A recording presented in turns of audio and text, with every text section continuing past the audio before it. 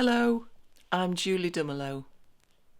The following is some research I began in December 2023 around a large Victorian banner that was found on a clear-out day at Matlock Methodist and United Reformed Church, carefully rolled up and stored on the mezzanine floor, rectangular and several metres in width and length. At the banner's centre, a church and manse are pictured, surrounded by the words Matlock Congregational Manse, 1888. The remainder is divided into small squares, each with embroidered initials. It was clearly from the old Congregational Church on Chesterfield Road, Matlock, a building that had long been a central part of the town's religious life.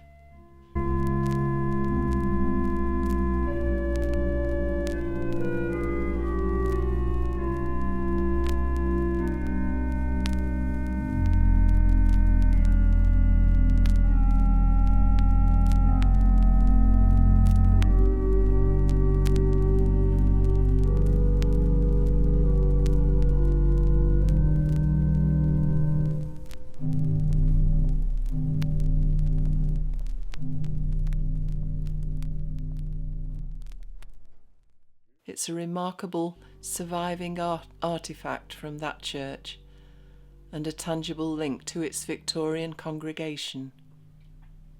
Its careful preservation shows it may have once held significance and would probably have been displayed. Finding it tucked safely away hints at the deep respect later generations had for their churches past, even as they adapted to new circumstances.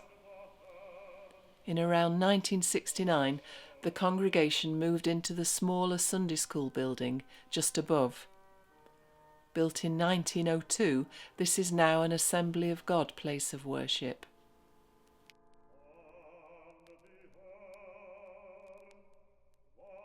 The church building was then put on the market, but failed to sell. It was demolished after a fire damaged the roof. 2 semis and a detached house now stand where the church once was.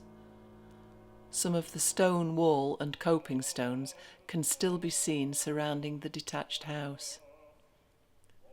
The Congregational Church held a significant place in the town's religious and architectural history.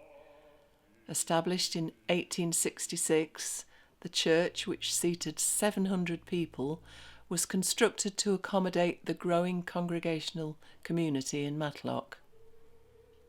This building replaced an earlier chapel founded in 1842, located on Lime Tree Road, Matlock Green, somewhere at the back of the Red Lion pub.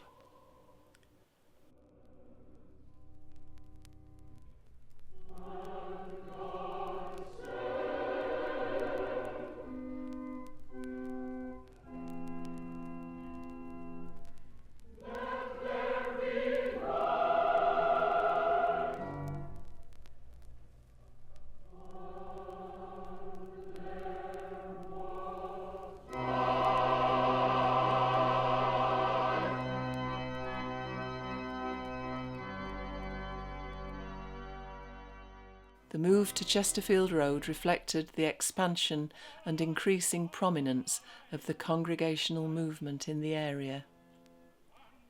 In 1886, a manse was built adjoining the new church on Chesterfield Road, which the banner would seem to commemorate, the initials possibly being the members of the congregation at that time, or those who had made a financial donation towards the erection of the manse. Over the years, the church was served by several ministers. Notably, Reverend Valentine Ward became the first minister of the newly built chapel in the 1860s.